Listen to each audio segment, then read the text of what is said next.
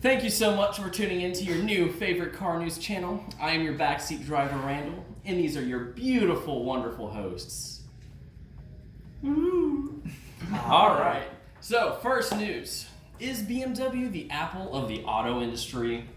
So, some of you may have heard, BMW is now charging $80 annually for Apple CarPlay subscriptions. Did you guys hear about that? No. Yeah, so with BMW's newer cars, you know how like a lot of newer cars have Apple Play or Apple CarPlay, and it comes free, it's standard. BMW is the only car company, as of now, charging $80 a year for it. That's stupid. And it's absolute bullshit. So I read up an article, and BMW explains why they're charging so much. So they say they're charging yearly subscriptions for a free service, because every time Apple releases a new update for their phones, or a new software update for their phones, they add new features and stuff. But with infotainment centers on cars, those pieces of hardware kind of stay how they are. You don't just bring it in the shop every time Apple has an update to update them. And because phones get updated yearly, cars do not, unless you're made of money, which we are not. But people who own BMWs sometimes are. Well, yeah. Which is probably one reason why they decided to charge people more money, because they can afford it. But they're saying that because phones and software gets updates so frequently, BMW in turn has to update their software frequently in order to get rid of bugs and any mishaps that occur when an Apple device gets a new update. And because of that, the infotainment center needs updated. And that requires engineering, testing, and it costs BMW a lot more money to get those systems up to date. And so this is bullshit. Yes, I get that it costs money to engineer and test. Your cars are outrageously expensive. It just doesn't make sense to me for them to start charging. I have a theory. What? Don't buy an iPhone. Can the system be used without the phone? Like, can it run? Like Apple CarPlay, the app? Yeah. I honestly have no idea. I assume it needs a phone because they're talking about it needing a phone to, whenever the phone updates, the system, the infotainment center needs to be updated too to match whatever changes. Yeah, I know, but I have no idea how this app works, so I just think this is a whole lot of bullshit. I agree. Because, okay, yeah, you need to update your systems and but okay, what they can do is, if it's an app itself, the iPhone can detect what software update or what version it has and correspond with that. They're just making up crap, and I don't know. It's BMW. Well, here's the other thing. Your phone and the hardware that's used in audio systems is completely independent of each other. Most of the time, especially my receiver, like being 2 years old, it can still get updated with the newest codecs, everything, without needing any new hardware. The same thing can apply with the receivers. Most of it's just software. Even the updates that Apple does, it doesn't change the hardware. It doesn't change the fact that it's still a USB connection to to the device, or it's still Bluetooth. None of that changes. It's just they might fix a bug where it might have had disconnection issues, but that should be fixing a problem with the current stuff, not a new feature. You don't fix a problem and call it a new feature. Yeah, it's crap to me, a whole lot of crap. All right, so second news. Florida man strikes again. Oh, Lord. This one's really stupid, though. It's really freaking stupid. Does it involve alligators? No, it does not. So, this was actually reported on the news channel. This is reported by WPBF25 in Lake Worth, Florida. And they actually posted on their article, they said, "This actually happened. It is not a joke." So, the owner of a Tesla Model 3 claimed his car died on the way to a friend's house late Thursday night. So he parked his car, like any sensible person would do, with a Tesla that's dying. He took his car, parked it in the yard of a stranger's home.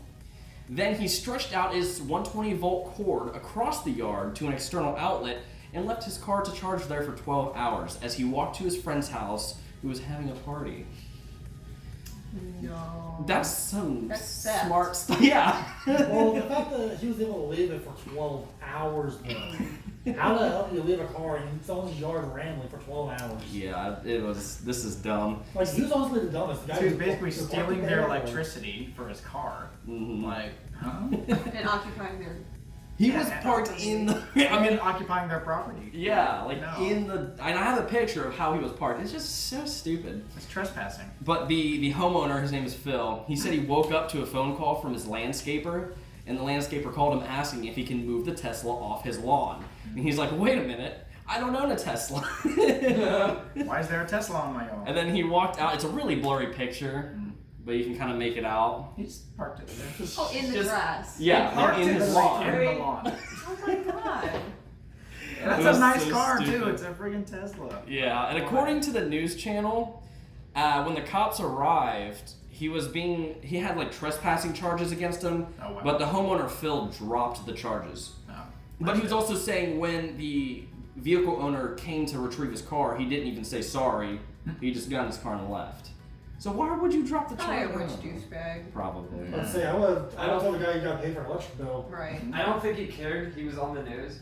Yeah. It's Florida. Yeah, they had his whole name on there.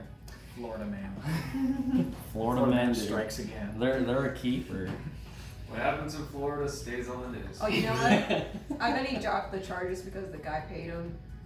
Maybe. I don't know. He does Maybe have he Tesla. paid like what he owed for electricity. I It's don't not know. like he's hurt for money. Yeah. Yeah, he's got a personal landscaper. Although he's dude. really bad with math. All right, so final news, and this has to do with what we went out to do today. So, electric scooter innovations. The electric scooter company Bird has announced its new generation of electric scooters called the Bird 2. How original. I thought they were gonna call it a duck. Call this one a goose, this one called a duck. Actually, This one's a chicken. so as claimed by Bird, there's going to be they said the battery capacity is going to be 50% higher than the first Bird, and the Bird 2 will offer a more elegant swan-like silhouette. It's a scooter. Yeah, but He I might mean, have like. bird and swan. It's got like the neck-looking thing. So, Fancy. bird's gonna be the new word now. So bird is the word. The bird is going to be the word. The swan's the word, dude.